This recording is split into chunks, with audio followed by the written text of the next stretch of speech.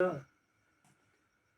Dear students, welcome to my channel SP sir English का जादूगर।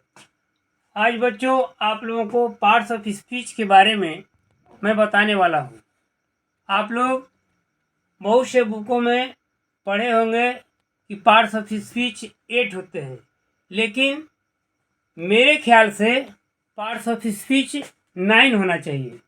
कुछ ऐसे वर्ड हैं जिनको कि पार्ट्स ऑफ स्पीच के अंतर्गत नहीं रखा गया है, उन्हें पार्ट्स ऑफ स्पीच में नहीं इंक्लूड किया गया है, लेकिन उनके अभाव में हमारे सेंटेंस बिल्कुल रॉन्ग हो जा रहे हैं, इनकरेक्ट हो जा रहे हैं। तो आज हम इस वीडियो में बताने वाले हैं कि 8 के अलावा वो कौन सा वर्ड है जिसको कि पार्ट्स ऑफ स्पीच के अंतर्गत रहना जरूरी है।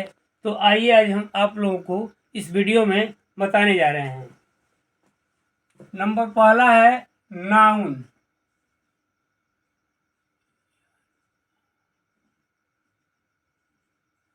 जिसे हम संज्ञा कहते हैं। संज्ञा, नाउन को हिंदी में संज्ञा कहते हैं।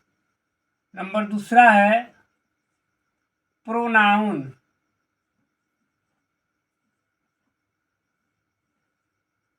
इसे हम सर्वनाम कहेंगे। सर्वनाम, प्रोनाउन को हिंदी में सर्वनाम कहा जाता है। इसके बाद आता है एडजेक्टिव,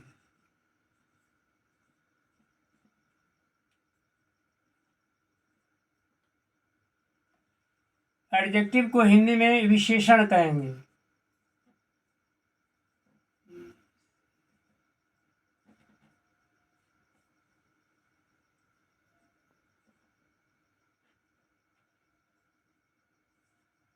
इसके बाद आता है वर्ब,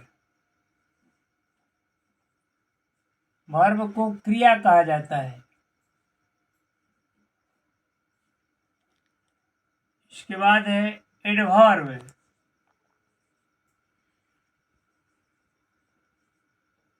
एडवर्ब को क्रिया विशेषण कहते हैं।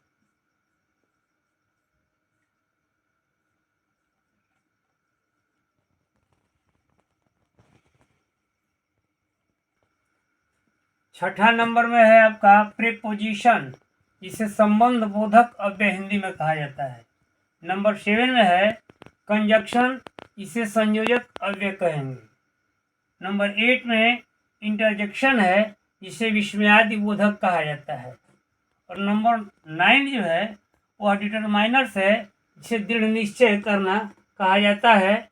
इस तरह से हम देखेंगे कि डिटरमाइनर के अभाव में हमारे बहुत से सेंटेंस हैं जो कि बिल्कुल ही रॉन्ग हो जाते हैं। इसलिए इनको जो है पार्ट्स ऑफ स्पीच के अंदर इंक्लूड करना अति आवश्यक है। जैसे हम आपको बारी बारी से एग्जाम्पल के द्वारा हम एक एक करके अब समझाएंगे कि नाउन किसे कहते हैं और नाउन के कौन कौन से एग्जाम्पल होते हैं, और उनको जो है हम यूज के अनुसार भी आपको आगे बताते जाएंगे।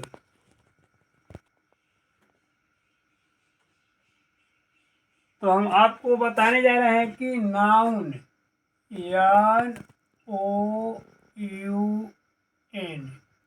नाउन का जो डिफिनेशन होता है, आप को आज हम ऐसा डिफिनेशन देंगे जो बिल्कुल शॉर्ट होगा और सटीक होगा, जिसे हम कहते हैं कि गागर में सागर भरना। बहुत लंबा चौड़ा डिफिनेशन देने से कोई आवश्यकता नहीं है, इतना शॉर्ट डिफिनेशन देंगे जो कि आपको याद करने में भी बहुत आसान होगा और सारे चीज इसके अंतर्गत आ जाएंगे। जैसे ए noun is all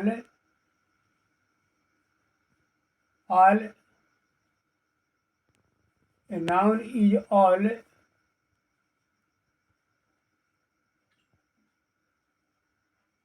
naming and healing words, healing words.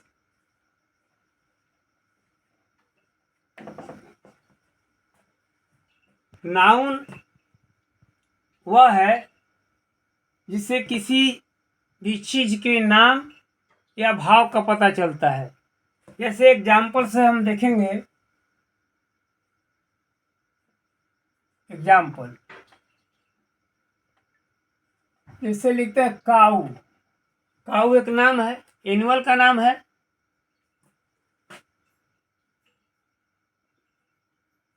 Ram,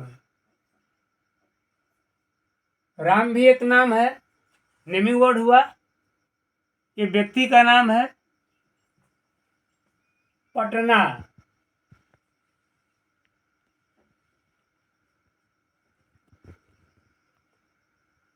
Patna भी नाउन हुआ, क्योंकि अभी नाम है। यह स्थान का नाम हो गया, शहर का नाम हो गया पटना।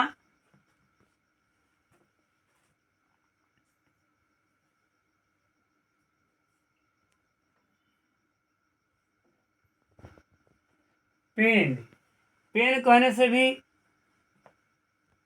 वस्तु का बोध हो रहा है, थिंग्स हो गया।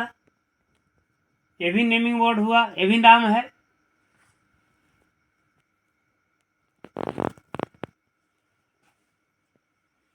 गंगा, गंगा नदी का नाम हो गया।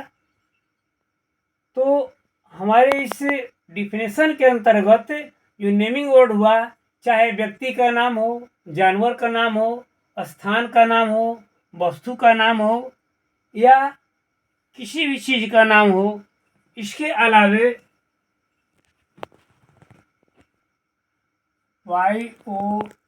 YOUTH, ओल्डनेस, ओल्डनेस, ये सभी जो हुए, यूथ हो गए, ओल्डनेस हो गए, ये फीलिंग हो रहा है, यह भी नाउन है। बुढ़ापा हुआ, जवानी हुआ, यह भी नाउन है, क्योंकि इसे हम देख नहीं सकते हैं, इसे हम अनुभव करते हैं, फीलिंग करते हैं, महसूस करते हैं। इसीलिए हमें जो है एक शॉर्ट जो है डिफिनेशन के अंतर्गत सारे चीज जो है मिल जाते हैं कि all naming and feeling words are called noun. A noun is all naming and feeling words. तो इस तरह से आप जो है नाउन का डिफिनेशन बहुत शॉर्ट में रिमेम्बर कर सकते हैं और एग्जाम्पल के द्वारा इसे समझ सकते हैं। अब आगे हम बढ़ते हैं प्रोनाउन की तरफ। प्रोनाउन का डिफिनेशन है, a pronoun stands for a noun. संज्ञा के बदले में आने वाले शब्द को सर्वनाम कहते हैं। एग्जाम्पल में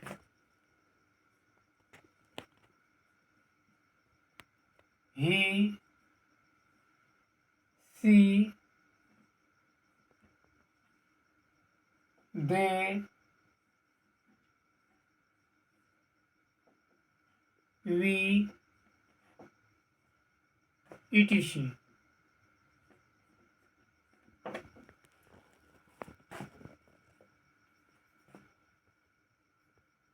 नेक्स्ट है एडजेक्टिव को देखेंगे।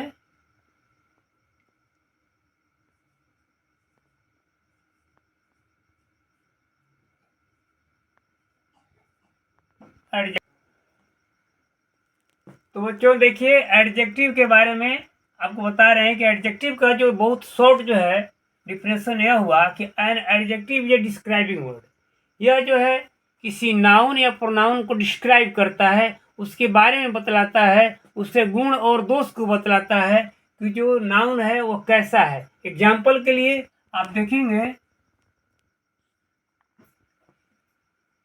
गुड, स्मॉल,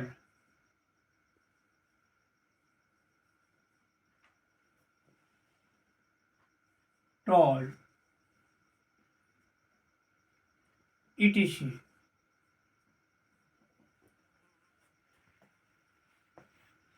तो ये गुड, स्मॉल, टाल इत्यादि ये सब जो है, जो गुण दोष को बतलाता है कि वो व्यक्ति अच्छा है, वो छोटा है, लंबा है, तो इस तरह से जो है यह एडजेक्टिव होता है।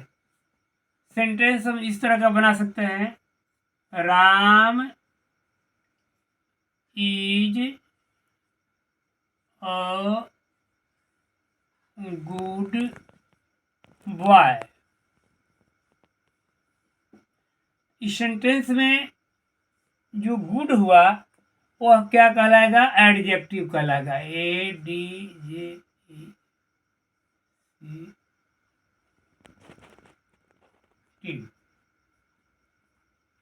ये एडजेक्टिव हो गया, क्योंकि जो गुड है वह राम के बारे में बता रहा है कि राम कैसा लड़का है, तो गुड बॉय है, अच्छा लड़का है। ये गुड राम के विशेषता को बतला रहा है, इसकी अच्छाई को बतला रहा है।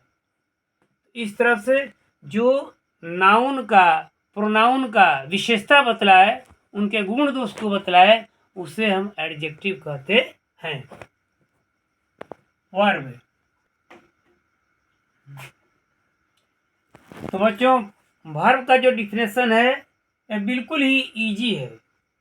A verb is an action word. जो वर्ब होता है वो एक्शन वर्ड होता है, ये डूइंग वर्ड होता है। किसी भी क्रिया को जब हम करते हैं तो वो वर्ब कहलाता है।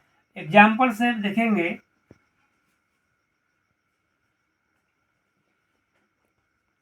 Run, laugh,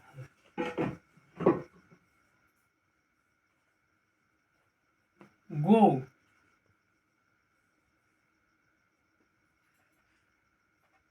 read, etc। Run से पता चलता है कि वो दौड़ रहा है। लाफ से पता चलता है कि हंसने का कार्य हो रहा है। गो का मतलब होता है कि जाना, जाने का कार्य कर रहा है। रीड का अर्थ हुआ पढ़ना, वो पढ़ने का कार्य कर रहा है। तो आप एग्जाम्पल में देख रहे हैं कि लिखा हुआ सी रन्स, वह दौड़ती है। यह प्रोनाउन हो गया, यह हो गया वर्ब।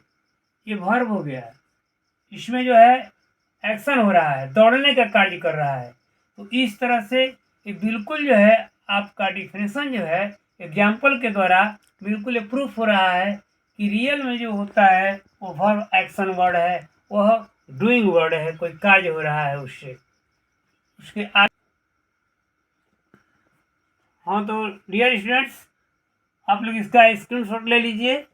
मैं इसके बाद अगले अगले पॉइंट पर बढ़ता हूँ।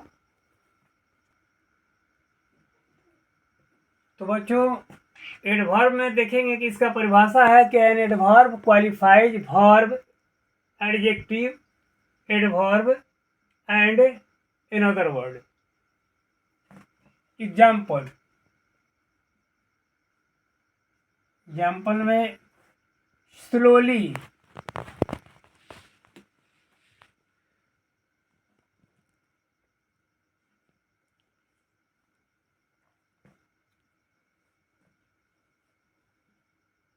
फास्ट,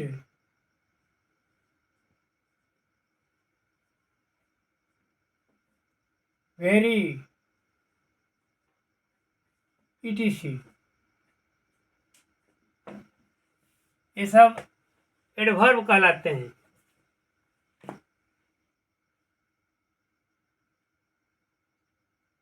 जैसे वह बहुत तेज दौड़ता है, वही रन्स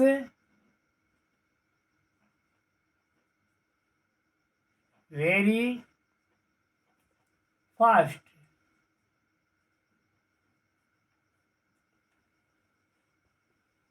तो देखें कि यहाँ पे वह जो है सब्जेक्ट है, दौड़ना वर्ब है। इस वर्ब को क्वालिफाई कर रहा है कि वह तेज दौड़ता है, फास्ट, वह तेज दौड़ता है। लेकिन कितना तेज दौड़ता है? तो बहुत तेज। तो ये हो जाएगा आपका फर्स्ट जो हुआ वह इसके विशेषता को बतला रहा है। तो ये हो गया आपका एडवर्ब एडीवी, और यह भी एडवर्ब हो गया एडीवी। तो इस तरह से क्रिया को ये मॉडिफाई कर रहा है, ये क्वालिफाई कर रहा है क्रिया को फास्ट, और फास्ट को क्वालिफाई कर रहा है वेरी। इस सेंटेंस में आप देखें कि जो एडवर्ब है वह क्रिया की विशेषता बतला रहा है, और पुनः जो है एडवर्ब एडवर्ब का ही विशेषता बतला रहा है। रन्स वर्ब है जिसमें कि फास्ट इसको क्वालिफाई कर रहा है, और भेरी जो है वो फास्ट को क्वालिफाई कर रहा है। वह तेज दौड़ता है, लेकिन कितना तेज दौड़ता है? बहुत तेज दौड़ता है। अगर आप 6 नंबर में हम चलेंगे,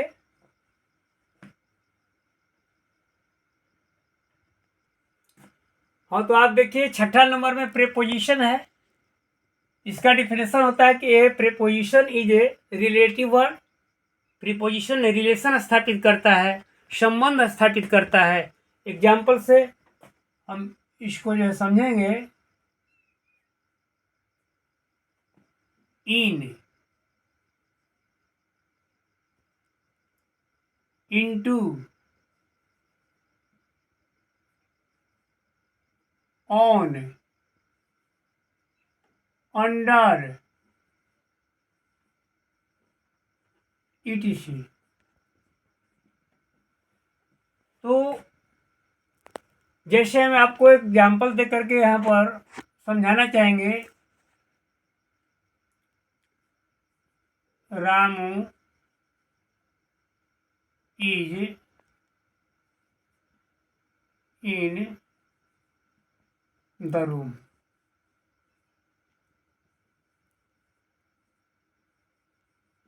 Ramu is in the room. Ram is in the room. इस सेंटेंस में इन जो है राम और रूम के अंदर संबंध स्थापित कर रहा है कि राम कहाँ है? तो कमरे में है। इन जो है यह प्रीपोजिशन है जो कि संबंध का कार्य कर रहा है।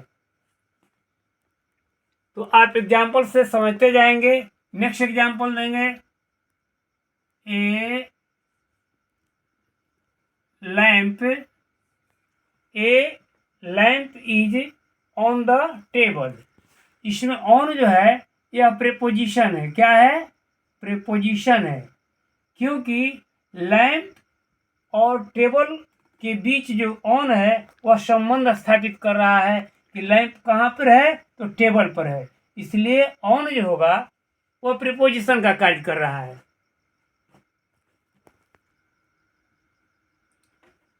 7वां नंबर में बच्चों आपको जो है कंजक्शन का डिफिनेशन दिया गया है।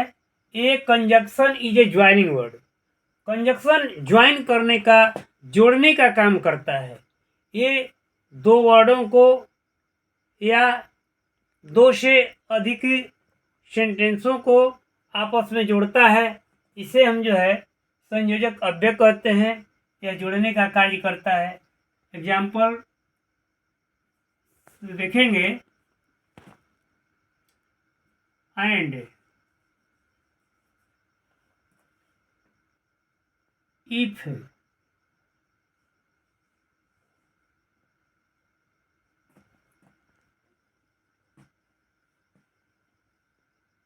And, if, so, as, that, etc।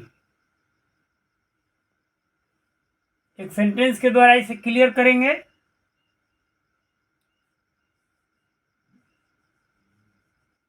Ramu and Mohan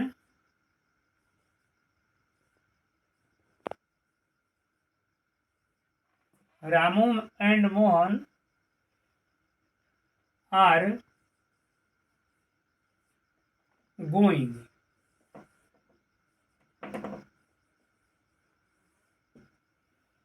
इसमें एंड जो होगा वह कंजक्शन कहलाएगा, क्योंकि रामू और मोहन ये दोनों लोगों को एंड क्या कर रहा है, इंक्लूड कर रहा है, जोड़ रहा है, इसलिए इसे हम ज्वाइनिंग वर्ड कहेंगे। यह होगा कंजक्शन, CONJ, कंजक्शन हो जाएगा यह।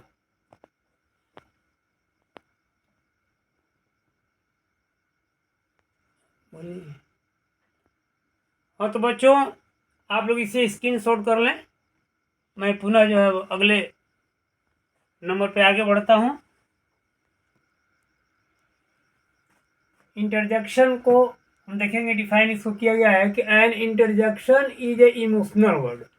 जो इंटरजेक्शन होता है वह विस्मयादि सूचक शब्द है।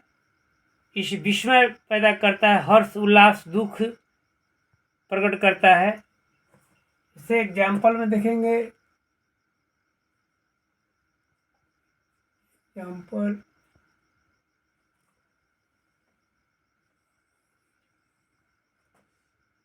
ओह ओह उल्लास,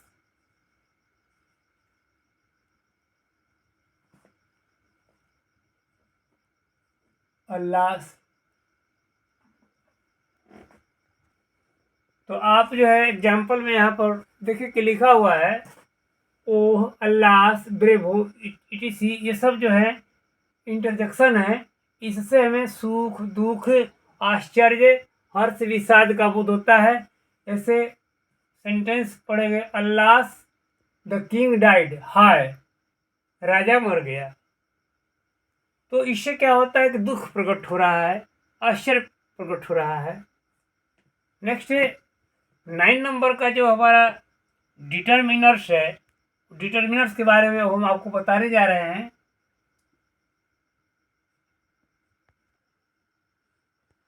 हाँ तो बच्चों देखिए, 9वां नंबर जो हम बतला रहे थे, जिससे कि ये हम कह रहे थे कि इसे पार्ट्स ऑफ स्पीच के अंतर्गत अवश्य इंक्लूड होना चाहिए। इसके अभाव में हमारा सेंटेंस बिल्कुल अधूरा रह जा रहा है, इनकरेक्ट, रॉन्ग हो जा रहा है। तो वह है डिटरमिनर, जिसका परिभाषा है the determiner is a word that is not affected by a fix is called determiner. Determiner वह शब्दांश है जो कि ए फिक्स का उस पर कोई प्रभाव नहीं पड़ता है। एग्जाम्पल से हम देखेंगे।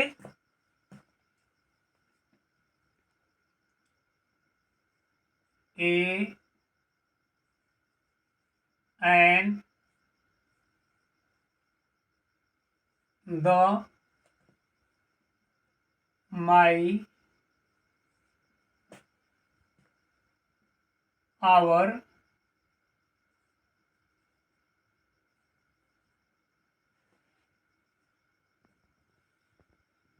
हिज ईटीसी, ये सभी एग्जाम्पल के दिए गए जो वर्ड हैं, इस तरह के वर्ड जिनके अभाव में हमारा जो सेंटेंस है वह अधूरा रह जाता है, इनकरेक्ट हो जाता है, ये सब वर्ड डिटरमिनर के अंतर्गत आते हैं। इन्हें अवश्य ही पार्ट्स ऑफ स्पीच के श्रेणी में इंक्लूड करना चाहिए। जैसे ए एंड द, ये आर्टिकल भी कहलाते हैं। तो हम इनका विशेष जानकारी जो है दूसरे वीडियो में हम आगे आपको बतलाएंगे। और आज के वीडियो में आपको जो है बस इतना ही तक। यदि आपको मेरा यह वीडियो अच्छा लगा तो आप अवश्य इसे सब्सक्राइब, लाइक और अपने दोस्तों के साथ शेयर करेंगे। तो बच्चों,